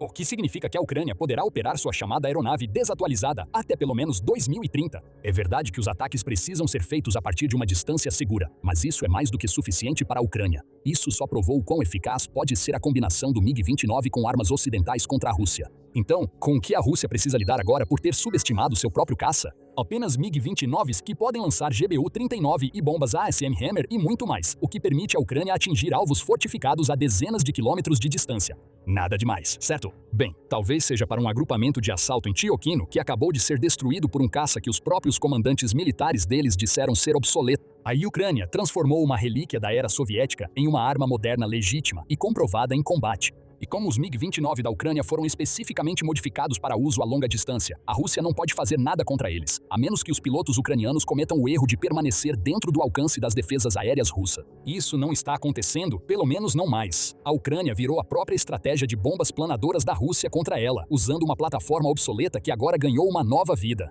Mas a Rússia ainda vai ter alguma esperança, mesmo após esse último ataque. Com certeza, em algum momento, a Ucrânia vai acabar ficando sem as armas ocidentais que seu MiG-29 acabou de usar, certo? Isso pode ser verdade no caso das GBU-39. Os Estados Unidos não aprovaram nenhuma nova ajuda militar à Ucrânia desde 31 de março e parece improvável que mudem essa postura. Isso não significa que as GBU-39 não continuarão indo para a Ucrânia, mas agora elas terão que ser compradas pela Ucrânia ou por seus parceiros através da iniciativa PAIR, em vez de serem doadas diretamente. A situação do ASM Hammer é diferente, como mencionamos anteriormente. Entre 50 e 60 deles estão sendo enviados para a Ucrânia todo mês, e agora a Ucrânia tem uma licença para produzir as bombas Hammer por conta própria. Em breve, essas bombas perigosas estarão saindo das linhas de produção ucranianas, ou talvez de instalações em países parceiros, para manter essas linhas fora do alcance dos mísseis russos. No entanto, mesmo que nada disso fosse verdade e a Ucrânia realmente tivesse um estoque finito dessas armas ocidentais, a Rússia ainda não estaria segura contra ataques à distância realizados por MiG-29C revitalizados. Por quê? Uma palavra, Vorivnivak, talvez um pouco difícil de pronunciar, mas essa única palavra destruiu toda a esperança que a Rússia tinha de que a Ucrânia pudesse, de alguma forma, ficar sem as bombas guiadas que usou para destruir os invasores russos que queriam tomar Rijivka, junto com tantos outros alvos. Essa palavra pode ser traduzida como igualador ou nivelador, o que mostra como a Ucrânia vê. Vorivnivak é uma arma, e não uma arma qualquer. É a resposta da Ucrânia às bombas guiadas da Rússia e uma arma que a Ucrânia poderá produzir caso seu suprimento de bombas guiadas ocidentais acabe de alguma forma. Custando 3 vezes menos do que um JDAMR fabricado no EUA, o igualador pode ser acoplado a uma ogiva de 250 kg com tempo de preparação de 30 minutos ou menos. Embora tenha sido criada do zero, essa arma tem a mesma necessidade de atingir alvos russos atrás das linhas usando aeronaves como o MiG-21. É basicamente a versão ucraniana de uma bomba planadora, embora aprimorada com algoritmos modernos de guiagem que melhoram a precisão e provavelmente oferecem alguma resistência à guerra eletrônica. E nos avise se você já ouviu essa antes sobre a GBU-39 e o ASM Hammer, mas o Equalizer pode ser empregado de dia ou de noite, em qualquer condição climática, e a Ucrânia tem feito exatamente isso. No dia 24 de junho, a mídia United 24 noticiou que o Equalizer realizou seu primeiro ataque contra uma posição de linha de frente russa. A Ucrânia começou de forma modesta, mas usou sua nova bomba guiada para atacar uma trincheira. É provável que ele já tenha sido usado contra outros alvos desde então, utilizando uma arma que sabemos com certeza que pode ser lançada de caças Su-24 e que muito provavelmente será compatível com outros caças ucranianos da era soviética e também com caças ocidentais. Então não, Rússia, não haverá alívio em relação às bombas guiadas da Ucrânia. Sejam armas ocidentais ou bombas de fabricação própria da Ucrânia, elas continuarão vindo, e assim como vimos no ataque fracassado a Rajivka, os MiG-29 que a própria Rússia considerava obsoletos, serão uma das principais plataformas de lançamento. O monstro nasceu, uma fusão de força e metal soviéticos e ocidentais. A Rússia não tem resposta, e não poderá fazer nada enquanto essa ameaça evolui ainda mais com o passar do tempo. Às vezes parece que a guerra na Ucrânia nunca vai acabar. Atoleiro de morte é tudo o que Putin conseguiu criar. Às vezes, parece que não há luz no fim do túnel nem para a Ucrânia nem para a Rússia. Mas o presidente da Ucrânia, Volodymyr Zelensky, pensa diferente. Ele diz que o fim está à vista e pode chegar antes do que você imagina. O inverno de 2026 é a meta. Parece ambicioso? É para parecer mesmo. Mas Zelensky não definiu essa meta aleatoriamente, sem justificativa. O Ramin, no comando da Ucrânia, tem um plano, com o objetivo final de impor a forma mais humilhante de derrota possível para Putin. Forçar o líder da Rússia a negociar um fim para a guerra, deixando-o desesperado. No dia 3 de agosto, Zelensky fez um discurso para os participantes da reunião dos chefes das várias missões diplomáticas estrangeiras da Ucrânia. O presidente da Ucrânia poderia ter usado esse evento para fazer discursos vazios, para elogiar essas pessoas pelo trabalho árduo. E embora esse elogio tenha acontecido, Zelensky viu uma oportunidade de avançar com base no que a Ucrânia já conquistou até agora em 2026. Com a ajuda daqueles que estavam reunidos à sua frente, Zelensky disse que a Ucrânia poderia pôr fim à guerra com a Rússia até o final do ano, talvez até antes. Vamos nos esforçar muito para que isso aconteça antes do inverno, no outono, Zelensky declarou ao público. Embora ele tenha temperado essa declaração com o aviso de que nós entendemos com quem estamos lidando e que Putin espera continuar prolongando essa guerra. O que a Ucrânia precisa fazer agora é extinguir a esperança de Putin, tornar impossível para o líder da Rússia justificar a guerra, seja para seu próprio povo ou para o mundo em geral, por causa do quanto isso custa para a Rússia. A Ucrânia deve deixar Putin sem escolha, declarar a paz e enfrentar a vergonha do próprio fracasso, ou então a Ucrânia enviará toda a Rússia para um abismo do qual levará décadas para sair. A meta para o inverno de 2026 pode parecer ambiciosa, quase irrealista. Isso dá à Ucrânia cerca de 5 meses para acabar com uma guerra que já dura 4 anos e meio. Mas Zelensky tem um plano, uma estratégia de 3 frentes, cada uma com seu objetivo individual. Esses objetivos convergem em um só para criar a dor que Putin deve sentir para finalmente declarar a paz, disse Zelensky aos embaixadores da Ucrânia. Zelensky criou uma equação. Diplomacia mais sanções mais ataques de longo e médio alcance é igual ao fim da guerra na Ucrânia. Cada um desses pilares é tão vital quanto os outros. E vamos começar com aquele que talvez seja o mais inesperado do trio, a diplomacia. Zelensky não está defendendo que os diplomatas da Ucrânia abram novos canais de comunicação com a Rússia. A Ucrânia já tentou isso, não funcionou, nem mesmo com os Estados Unidos como intermediário. Em vez disso, o papel dos diplomatas ucranianos no plano de Zelensky é fornecer o máximo de apoio possível ao que Zelensky chama de via externa nas relações com os parceiros do governo da Ucrânia. O que Zelensky quer ver é mais acordos sendo assinados, mais armas chegando à Ucrânia e um mar de diplomacia ocidental que ajude a Ucrânia a se fortalecer diante da ameaça russa. Até mesmo além do que já vimos em 2026, garantir um pacote de ajuda para o inverno é a prioridade número 1 para esse ponto do plano de Zelensky. Isso não é apenas uma frase de efeito, declara Zelensky, é a realidade. O primeiro-ministro da Ucrânia deve ter uma lista clara do que a Ucrânia precisa para este inverno e quem, especificamente na área da política externa, deve entregar cada resultado específico, fornecimento ou decisão importante e indiscutivelmente urgente para a Ucrânia. Isso significa uma lista clara das necessidades financeiras, uma lista clara de equipamentos, recursos específicos, necessidades específicas das nossas comunidades e os acordos políticos necessários para garantir tudo isso, disse Zelensky aos participantes. Em outras palavras, a diplomacia começa do topo. A Ucrânia precisa saber o que quer antes de conseguir os tipos de acordos que acredita que vão exercer a pressão adequada sobre Putin. Garantir mais mísseis Patriot para as defesas aéreas da Ucrânia, junto com outros recursos de defesa aérea, é uma prioridade óbvia. Isso vai impedir que a Rússia aproveite a vantagem dos mísseis balísticos, que permitiu atacar Kiev várias vezes nos últimos dias, sendo que um desses ataques matou 10 pessoas, segundo a Reuters. Mas, além disso, os diplomatas ucranianos precisam identificar os desafios que a Ucrânia enfrenta nos níveis regional e nacional, além de descobrir quem está melhor posicionado para ajudar. Depois, esses diplomatas devem fazer o que sabem fazer de melhor, fechar a... Zelensky citou várias nações, incluindo Eslováquia, Romênia, Hungria, Moldávia e Polônia, como vizinhos com os quais a Ucrânia deve fortalecer as relações atuais. E mais uma coisa, os diplomatas precisam ajudar a Ucrânia a conseguir drones. Eles podem fazer isso trabalhando em mais acordos sobre drones. Por meio do formato de acordos de drones, a Ucrânia recebe financiamento anual de longo prazo para o país e para os fabricantes de defesa ucranianos, uma base financeira estável para a indústria de defesa. Nossos parceiros, por sua vez, recebem capacidades de defesa modernas, declarou Zelensky. Esta é uma área em que os diplomatas da Ucrânia já se destacaram. É graças aos esforços já existentes que a Ucrânia conseguiu garantir 9 acordos de drones com seus aliados, com outros 15 em vários estágios de conclusão conforme relatado pela mídia United 24 em 3 de agosto.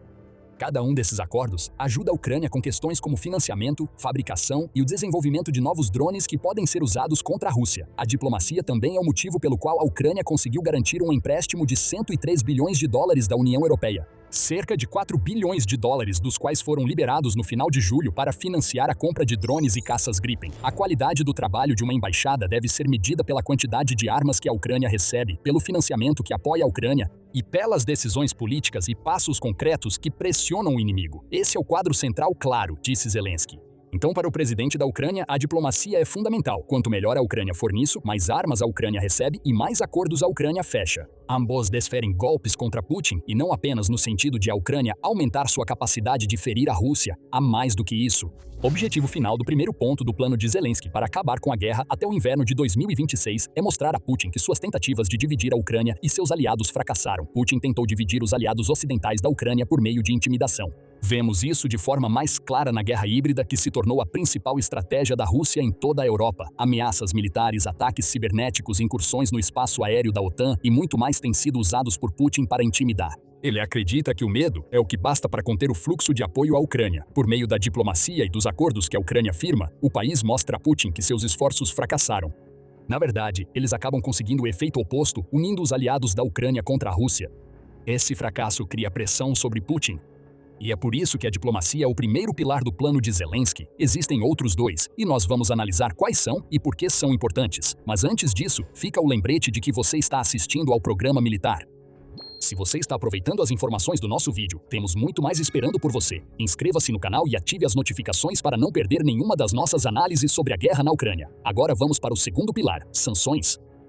Esse pilar está muito ligado ao aspecto diplomático do plano de Zelensky. Ele deixou isso muito claro em seu discurso, quando disse: é importante que todos permaneçam totalmente focados e obtenham mais resultados em relação às sanções contra a Rússia. Todos podem ver, em especial, a ameaça dos mísseis balísticos representada pela Rússia, que já mencionamos repetidamente hoje. A ameaça está crescendo. Ao mesmo tempo, as empresas russas que fabricam mísseis balísticos ainda não estão sujeitas a sanções globais rigorosas. Os diplomatas da Ucrânia devem trabalhar com os aliados do país para incentivar a implementação de sanções contra as empresas russas envolvidas na produção de mísseis balísticos. São 17 empresas-chave, diz Zelensky. Mesmo aquelas que estão sob sanções conseguem explorar brechas e lacunas para manter a máquina de guerra da Rússia funcionando. Fechar essas brechas é fundamental, assim como criar novas sanções. Para isso, a Ucrânia precisa garantir um maior engajamento com seus parceiros, chegando até a se comunicar com eles diariamente. Esse aspecto do plano pode parecer um pouco ganancioso por parte da Ucrânia. Afinal, a Rússia já está sob milhares de sanções, a maioria delas impostas pelos aliados da Ucrânia. De acordo com Castellum, a Ucrânia e seus aliados já implementaram juntos 26.655 sanções contra a Rússia,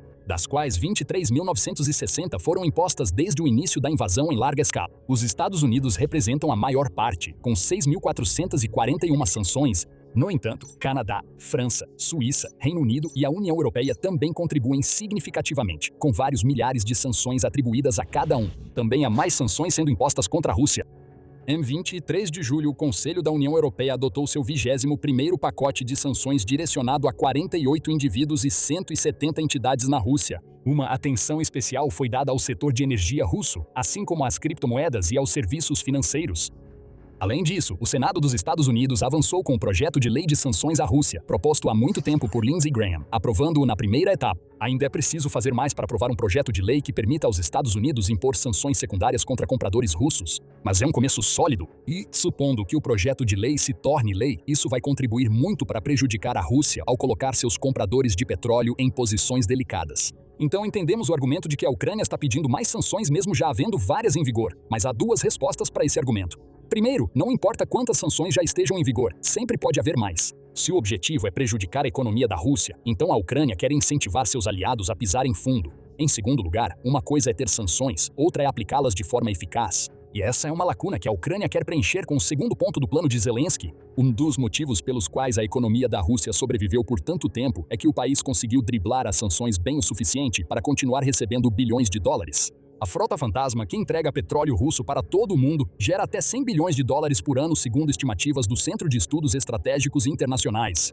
A Rússia também usou frequentemente criptomoedas para disfarçar transações, e é aí que entra o mais recente pacote da União Europeia, além da falsificação deliberada dos usos finais dos produtos que vende e compra. A Rússia tem sido sorrateira e enganosa, o que permitiu que o petróleo fosse vendido e que componentes críticos de armas fossem importados. O plano de Zelensky não exige necessariamente mais sanções, embora mais sanções sejam sempre bem-vindas. Ele pede que os diplomatas da Ucrânia trabalhem junto com os parceiros da Ucrânia para fechar as brechas. O projeto de lei de Graham será um bom exemplo. Se virar lei, aplicar tarifas a países que compram da Rússia amplia o alcance das sanções para além de Moscou. É isso que a Ucrânia está buscando. As estruturas já estão em vigor. Agora, a Ucrânia precisa que seus diplomatas pressionem por uma melhor aplicação das regras. Quanto ao objetivo desse ponto, é muito simples. Forçar a Rússia a correr atrás de fundos para sustentar a guerra de Putin. Desviar dinheiro do cofre de guerra do Kremlin significa que Putin precisa ficar cada vez mais desesperado ao buscar novas fontes de dinheiro. Esse desespero já é evidente. No final de julho, o Banco Central da Rússia reduziu a taxa básica de juros do país para 14%.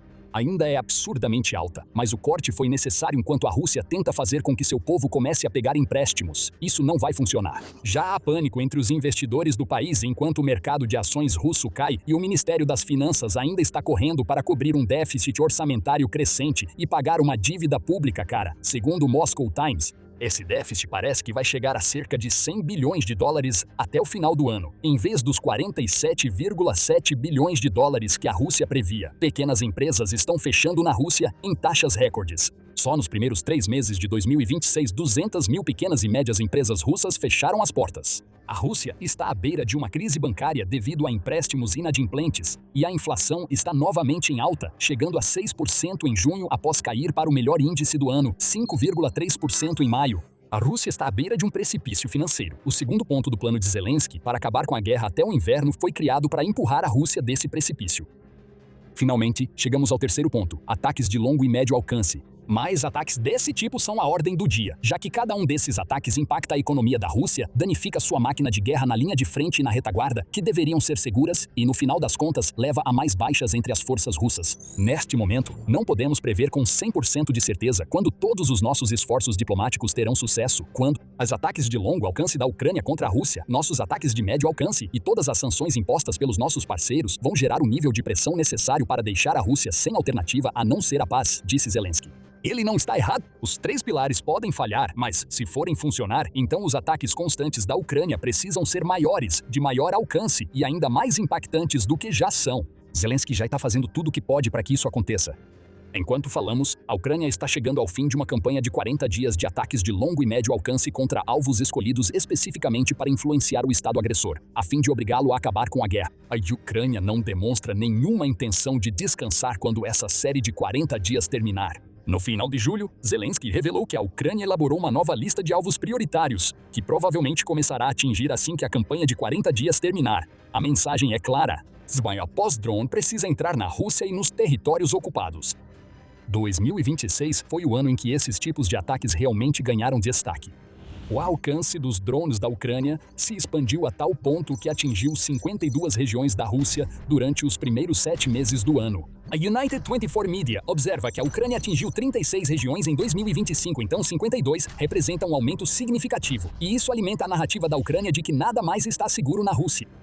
Desde o início de 2026, os drones da Ucrânia atacaram refinarias russas quase 200 vezes, com destaque para um ataque de mais de 2.500 quilômetros contra a refinaria de Omsk, na Sibéria. Até 90% das regiões da Rússia foram obrigadas a restringir a venda de combustível como resultado. No alcance médio, a Ucrânia atacou com frequência e força ao longo da rodovia R-280 de 700 quilômetros que conecta a Rússia continental à Crimeia e as regiões do sul da Ucrânia. Os ataques mensais ao longo desse corredor rodoviário aumentaram de pouco menos de 20 em janeiro para mais de 130 em junho. No mar, a Ucrânia passou a atacar os navios da Frota Fantasma que abastecem a península da Crimeia com petróleo, alimentos e suprimentos. Uma campanha de 3 semanas em julho fez com que a Ucrânia atacasse 201 navios da Frota Fantasma no Mar Negro e no Mar de Azov. E atrás das linhas na Ucrânia ocupada, drones voam constantemente para destruir a logística russa e enfraquecer os ataques na linha de frente, ou que teve um papel enorme para que a Rússia perdesse o número recorde de 42.860 soldados em julho. Ataques de drones de longo e médio alcance funcionam. É por isso que Zelensky está pedindo mais ataques desse tipo como o terceiro pilar de sua estratégia.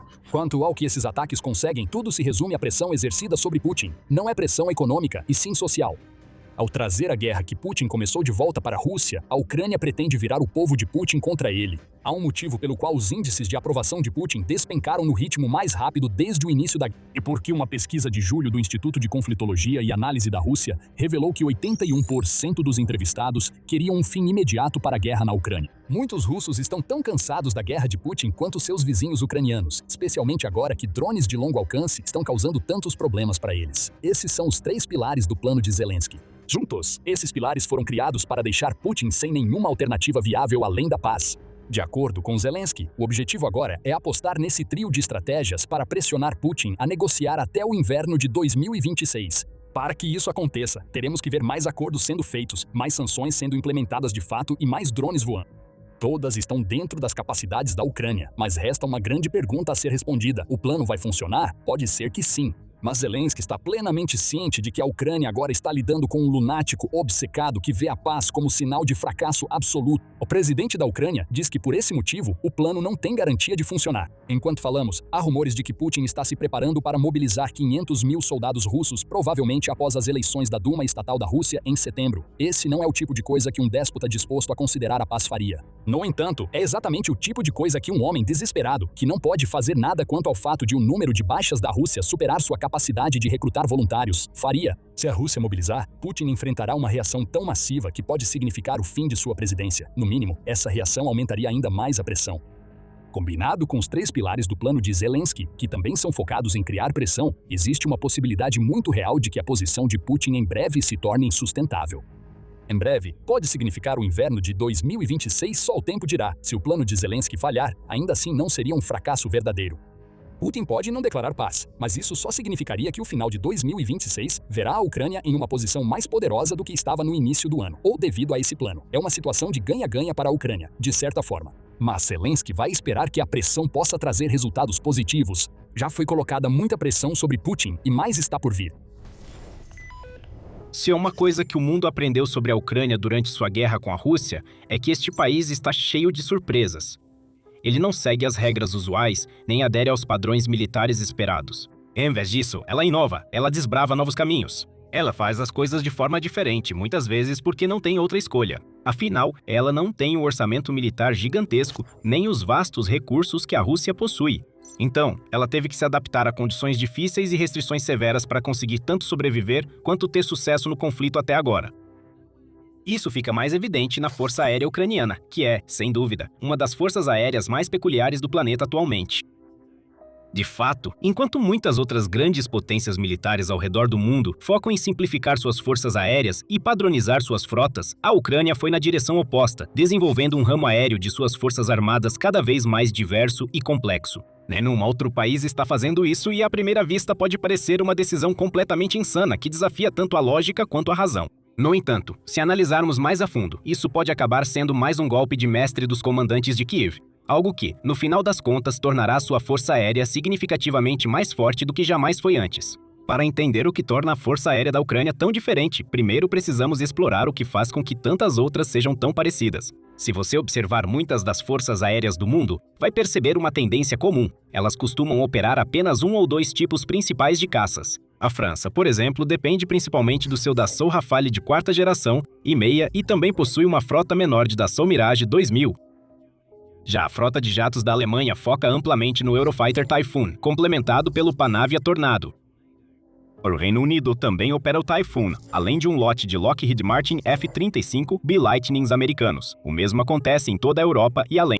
Os Estados Unidos são uma rara exceção à regra, já que possuem um orçamento militar dramaticamente maior do que qualquer outra nação do planeta, o que efetivamente permite operar e manter uma variedade muito maior de aeronaves. A maioria dos países, no entanto, segue o mesmo roteiro, e um objetivo comum de muitos programas de modernização militar é simplificar as frotas da Força Aérea, transformando frotas complexas e diversificadas em frotas menores e mais simples. Existem 2 grandes motivos para isso: custo e complexidade. Mesmo aeronaves de combate relativamente básicas ainda têm preços elevados, muitas vezes chegando a dezenas ou centenas de milhões de dólares por unidade. E elas não custam caro apenas para serem fabricadas, mas também para serem mantidas. Por exemplo, há custos envolvidos no reparo e na substituição das muitas peças e componentes mecânicos complexos que compõem esses milagres da engenharia. Também existem custos relacionados à logística, cadeias de suprimentos e treinamento de pilotos.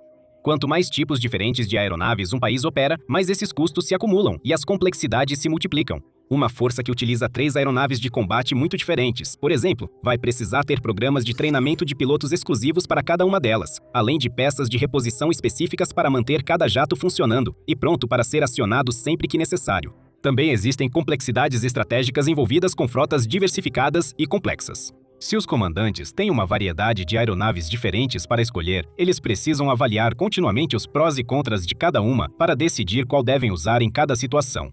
Se, no entanto, eles têm 1 ou 2 aeronaves multifunção à disposição, tudo se torna mais simples, barato e rápido. Esse também é o motivo pelo qual tantos dos jatos mais recentes, assim como aqueles que estão em desenvolvimento, são projetados para serem o mais flexíveis possível, capazes de assumir múltiplas funções e cumprir uma ampla variedade de tarefas. O F-35, por exemplo, é famoso por ser considerado faz-tudo no mundo militar. Capaz de alternar facilmente entre operações de combate aéreo, missões de apoio terrestre e coleta de inteligência sob demanda. Isso não quer dizer que ainda não existam algumas forças armadas por aí que operam uma mistura de caças, nem que não haja vantagens nessa abordagem. Diversificar uma frota pode ser uma decisão inteligente em certas circunstâncias, mas, no geral, a maioria das grandes forças armadas está seguindo na mesma direção, em direção a forças aéreas mais simples e enxutas, com menos tipos de caças do que tinham no passado. Vários membros da OTAN operam apenas um tipo de caça, por exemplo. E então, temos a Ucrânia. E a Ucrânia faz as coisas de forma extremamente diferente. Ela não opera apenas 1 ou 2 tipos de caças. Ela nem mesmo opera só 3 ou 4. De acordo com os dados mais recentes, a Ucrânia caminha para ter nada menos que 8 modelos diferentes de caças, projetados em 4 países diferentes. Quase nenhuma força aérea no mundo opera uma frota tão diversa e complicada, e não é difícil entender o motivo. Christoph Bergs, analista de aviação do Royal United Services Institute, explicou à Rádio Europa Livre, Rádio Liberdade, que a maioria dos países evita esse tipo de frota devido à perda comparativa de economia de escala e à necessidade de estabelecer treinamentos, suporte e manutenção abrangentes para cada tipo de jato. Então, se ninguém mais faz isso, por que a Ucrânia faz? Bem, para entender isso, primeiro precisamos voltar no tempo e analisar a história da Força Aérea Ucraniana até agora. Quando a União Soviética se dissolveu em 1991, a Ucrânia, na verdade, herdou uma das maiores frotas de aviões de guerra do mundo. Seu inventário incluía cerca de 2.000 aeronaves, incluindo modelos como os bombardeiros estratégicos, Tuzdei-160 e Tuzdei-95 e centenas de caças da era soviética, como o MiG-29, Su-27 e Su-24. Essa vasta frota deu à Ucrânia a capacidade de conduzir praticamente qualquer tipo de operação aérea de que pudesse precisar, até mesmo ataques estratégicos nucleares. Em 1994, no entanto, a Ucrânia concordou com o Memorando de Budapeste sobre garantias de segurança, concordando em entregar suas armas nucleares para a Rússia, que, em troca, concordou em respeitar a independência, soberania e fronteiras da Ucrânia. Como sabemos agora, a Rússia acabou se recusando a cumprir sua parte do acordo.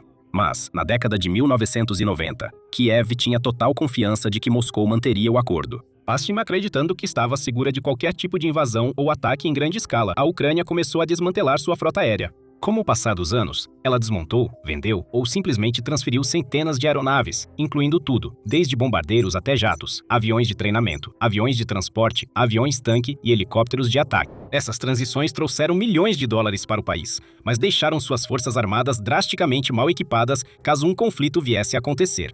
Então, em 2014, a realidade da Ucrânia foi completamente transformada quando forças especiais russas infiltraram-se no país e tomaram controle da península da Crimeia. Aconteceu tão rapidamente que a Ucrânia teve pouco tempo para organizar qualquer tipo de reação. Mas um fato ficou dolorosamente claro. O Memorando de Budapeste havia sido violado, e Kiev já não podia mais contar com as garantias de segurança que haviam influenciado tantas de suas decisões militares até aquele momento. Logo após a anexação da Crimeia, a Força Aérea Ucraniana foi efetivamente reativada. Velhos veteranos foram trazidos de volta ao serviço, ensinando e treinando a próxima geração de pilotos na arte da guerra aérea, enquanto engenheiros começaram a trabalhar na restauração, reparo e modernização de algumas dezenas dos jatos que estavam armazenados, como a Su-27 e MiG-29, que estavam em antigos depósitos militares acumulando poeira por décadas.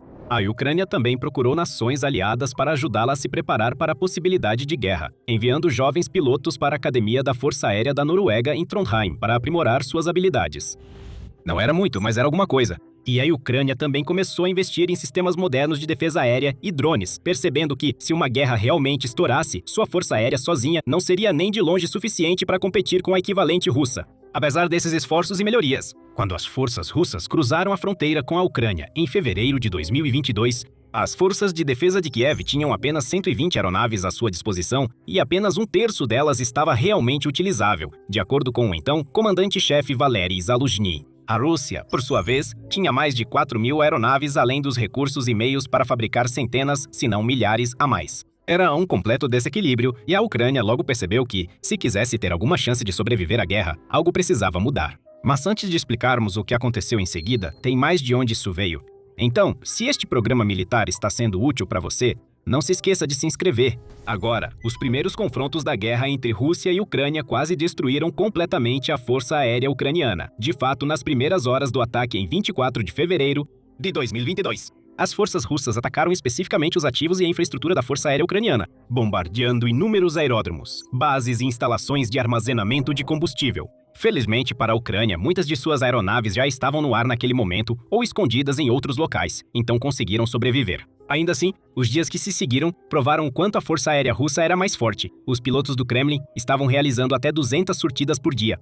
Enquanto isso, os pilotos de Kiev estavam fazendo cerca de 5 a 10 missões, já que lutavam para se virar com sua frota relativamente pequena composta por 4 tipos de jatos soviéticos, o MiG-29, Su-24, Su-25 e Su-27. Os aliados da Ucrânia perceberam que a força aérea do país estava com os dias contados e entenderam que cabia a eles fazer algo a respeito. Então, eles começaram a analisar seus próprios estoques para identificar aeronaves úteis que poderiam enviar para Kiev. Ao longo de 2023, por exemplo, várias nações da Europa Central e Oriental enviaram alguns de seus próprios caças da era soviética para reforçar as forças da Ucrânia.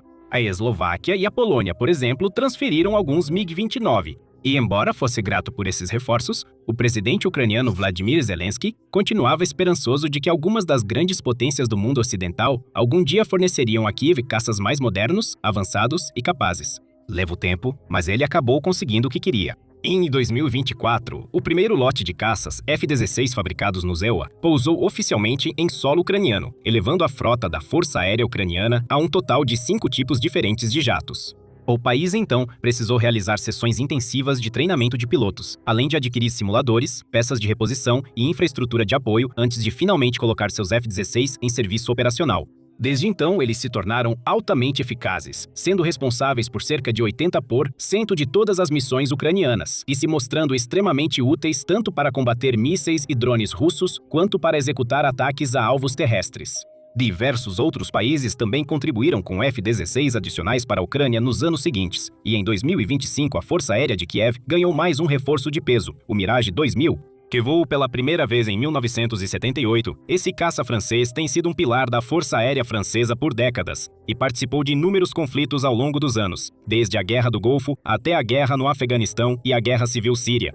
Diversas forças militares ao redor do mundo continuam a utilizá-los, incluindo Índia, China e Emirados Árabes Unidos. E o Mirage 2000 se mostrou popular devido à sua impressionante agilidade, capacidade de atingir velocidade Mach 2 e aviônicos avançados. Mais uma vez, levou tempo para a Ucrânia treinar os pilotos sobre como usar esse sistema. Mas no início de 2026 já estavam surgindo vídeos dos caças Mirage 2000 realizando missões de ataque na frente oriental e lançando bombas em alvos russos. Isso significava que a Ucrânia agora tinha 6 tipos diferentes de caças no total. Mas não parou por aí. Em 30 de junho de 2026, o presidente Volodymyr Zelensky anunciou que a Ucrânia e a Suécia haviam assinado um acordo para a compra de 16 caças suecos Gripen, como parte de um pacote que também incluirá equipamentos relacionados, assistência técnica e suporte para ajudar pilotos e engenheiros ucranianos a operar e utilizar essas aeronaves o mais rápido e eficientemente possível. Agora, de acordo com relatos, os primeiros 16 desses caças chegarão à Ucrânia em 2029 e 2030. Embora o Gripen seja um pouco mais barato e simples em comparação com o Mirage 2000 e o F-16, ele ainda traz várias vantagens distintas, como seus baixos custos operacionais e a capacidade de decolar e pousar em pistas relativamente curtas ou até em rodovias, o que é ideal para a Ucrânia, já que grande parte da infraestrutura pré-existente da Força Aérea foi danificada ou destruída em 2022. Então, apenas algumas semanas após o anúncio do Gripen, a Ucrânia revelou mais um acordo. Em uma declaração conjunta com seu homólogo francês, Emmanuel Macron, Zelensky afirmou que a França em breve entregaria 4 dos 16 caças da Rafale prometidos à Ucrânia. O primeiro lote chegará assim que os pilotos ucranianos tiverem passado pelo treinamento necessário na França, que está previsto para começar antes do final de 2026. Até 2028, portanto, ou possivelmente até antes, a Força Aérea Ucraniana deverá operar um total de 8 tipos de caças de combate provenientes da União Soviética, dos Estados Unidos, da Suécia e da França. E a joia da coroa dessa coleção será, sem dúvida, o Rafale, que é amplamente considerado um dos melhores caças da atualidade. O Rafale ostenta uma versatilidade quase inigualável, tecnologia avançada de fusão de sensores e uma flexibilidade sem igual, sendo capaz de realizar desde operações de defesa aérea até ataques de precisão. Pouquíssimos países desejariam uma força aérea tão diversa e complexa, mas a Ucrânia parece ter abraçado. E a Ucrânia não precisava necessariamente aceitar todos esses diferentes tipos de caças, e poderia, em vez disso, ter negociado com seus aliados ocidentais, para focar em apenas um ou dois tipos em quantidades maiores. Especialistas e analistas, no entanto, argumentam que a Ucrânia selecionou propositalmente uma frota tão complexa por causa de suas ambições de longo prazo de desmontar sua antiga e ultrapassada frota soviética e substituí-la por uma totalmente ocidental. Como Christoph Bergs explica, a Ucrânia vai buscar substituir completamente sua frota soviética russa antiga por aeronaves ocidentais.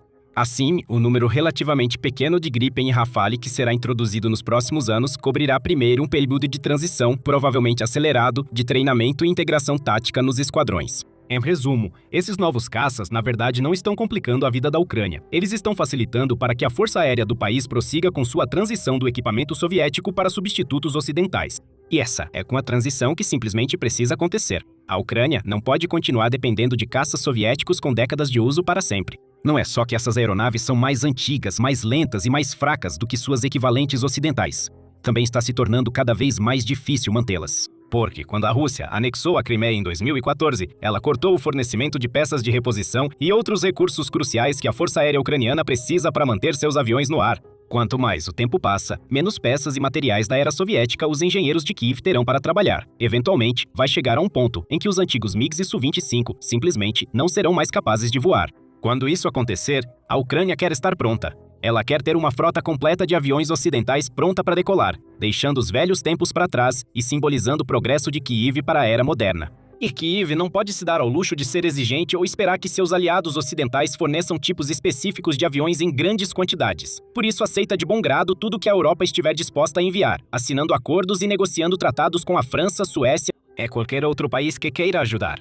É assim que a frota de jatos da Ucrânia se tornou uma colcha de retalhos. Não foi por acaso, foi de propósito. Os CF-16 foram os primeiros a chegar, já que os EUA e os aliados europeus tinham muitos desses jatos em quantidade razoável, além de muitas peças de reposição para mantê-los operacionais. Os Mirages vieram depois, já que a França já estava deixando esse modelo de lado e focando mais nos seus Rafales, e o Gripen veio em seguida, pois a Suécia já tem muitos deles e está ansiosa para ajudar na defesa do flanco leste da Europa. Os Rafales são apenas a mais recente e, potencialmente, a melhor adição a essa força heterogênea, e os benefícios para Kiev são claros. Ela recebe uma boa quantidade de caças modernos prontos para o combate o mais rápido possível. Seus pilotos se tornam ainda mais experientes e capazes, e sua força aérea também consegue diluir o risco, de modo que, mesmo que um desses tipos de jato falhe de alguma forma, devido a um corte no fornecimento, por exemplo, ou a uma reviravolta política, o restante da frota continuará forte. Essa última parte é especialmente importante. A Ucrânia está em conflito ativo e não pode correr o risco de ver toda a sua força aérea parada, só porque uma cadeia de suprimentos falha ou um aliado elege um novo líder que decide que não quer mais ajudar tanto.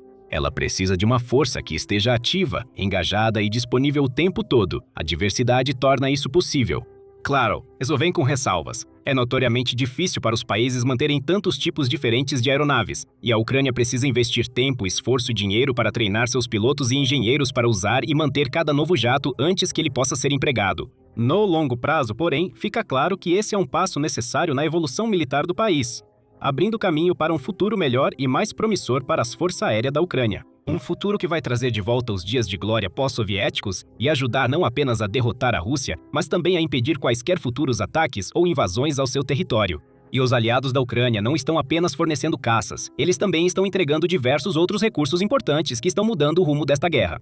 A Polônia, por exemplo, forneceu à Ucrânia um dos seus veículos blindados mais valiosos, sobre o qual você pode aprender tudo neste vídeo. Ou, para ver como o exército de drones da Ucrânia está ficando mais forte a cada dia, confira este vídeo sobre o novo interceptador Zirka. E, por fim, não se esqueça de se inscrever no programa militar para mais notícias de última hora, análises e informações sobre a guerra entre Rússia e Ucrânia e outros conflitos ao redor do mundo.